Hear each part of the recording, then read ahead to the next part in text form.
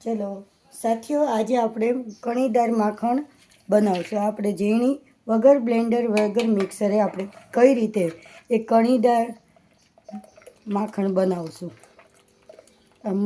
મેળવેલી મલાઈ છે, આ રીતે હલાવવાનું છે કન્ટિન્યુ. આ મલાઈ મેં સવારે મેળવી હતી,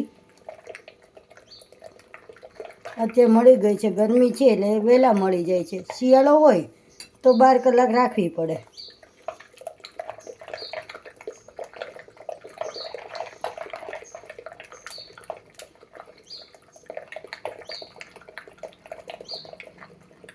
આપણું માખણ બનવાનું તૈયાર થઈ છે.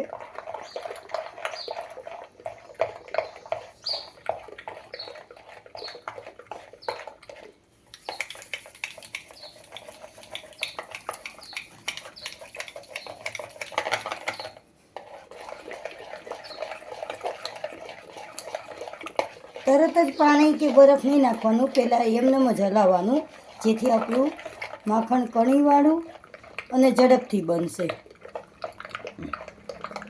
ઉનાળો હોય તો બરફ નાખવાનો છે, શિયાળામાં બરફ નાખવાની જરૂર નથી પડતી. આપણું માખણ બનવાની તૈયારી છે. હું આમાં બરફ નાખી દઈશ.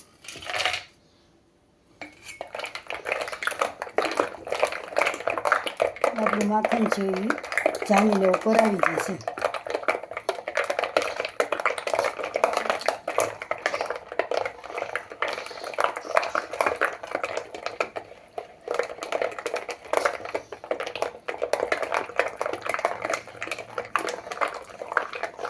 ધીરે ધીરે ગાઢું થવા માંડ્યું છે.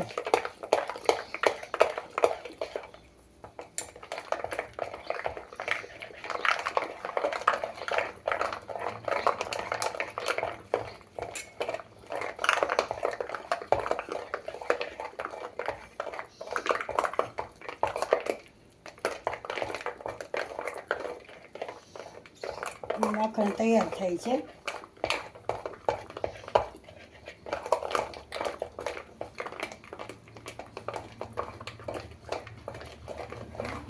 જ્યાં સુધી કણી ન પડે ત્યાં સુધી આપણે પાણી નથી નાખવાનું.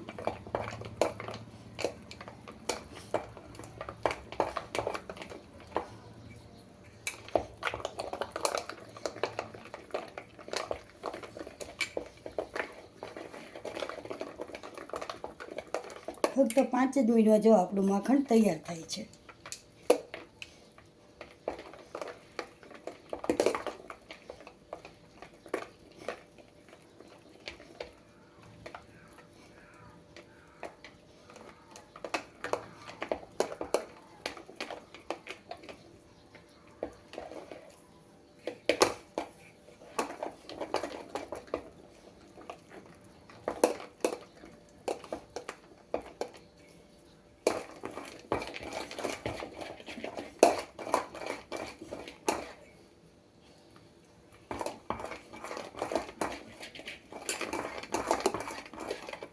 પ્યોર માખણ તૈયાર થઈ ગયું છે.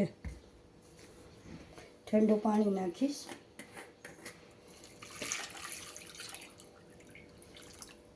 એટલે પાણી જાજુ નાખો એટલે કીટું ઓછું નીકળે અને ઘી બહુ સરસ થાય. જેમ પાણી તમે જાજુ નાખશો માખણ તમારું સારું થશે.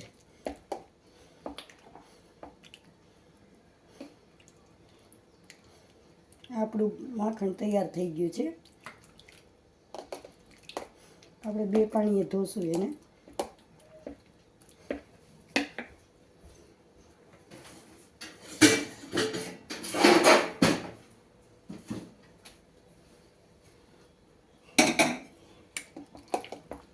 પછી જ આપણે ગેસ ઉપર મૂકશું. આમાંથી કાઢીને આપણે બીજી તપેલીમાં લેશું, જેથી આપણું માખણ સરસ રીતે ધોવાઈ જશે. હાથેથી જ લેવાય એટલું સરસ મજાનું માખણ બન્યું છે. બીજા પાણી અહીંયા ધોશું, પાછું પાણી નાખશું.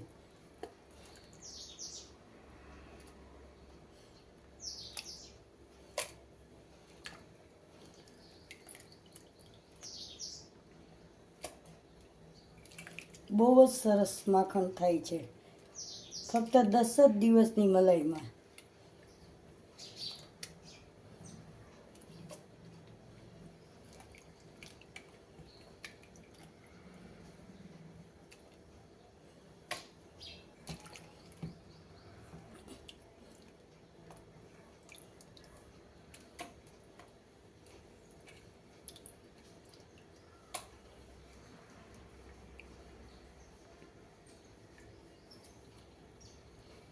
જે છાશ વધે છે એ આપણે ઘરે ગુલાબ છે, મીઠો લીમડો છે અથવા તો લીંબુડી વાવી હોય એમાં નાખીએ તો તેમાં પણ ઝડપથી ફાલ આવે છે અને એને પોષણ મળી રહે છે.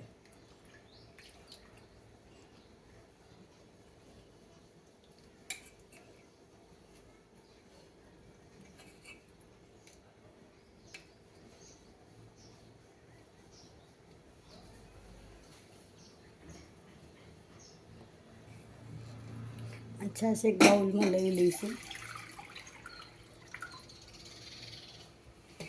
આ જ તપેલામાં આપણે માખણ કરશું.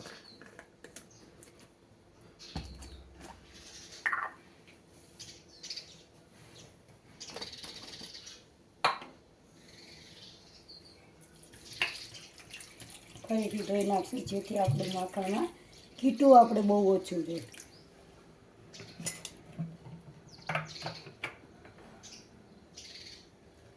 પહેલાં આપણે આપણી ઝીણી સાફ કરી નાખશું.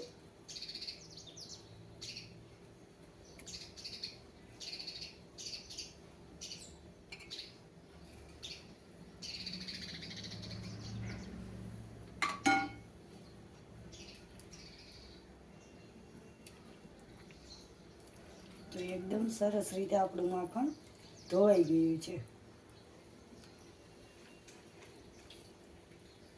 અને તમે હાથેથી પણ લઈ શકો છો, એટલું સરસ ધોવાઈ ગયું છે.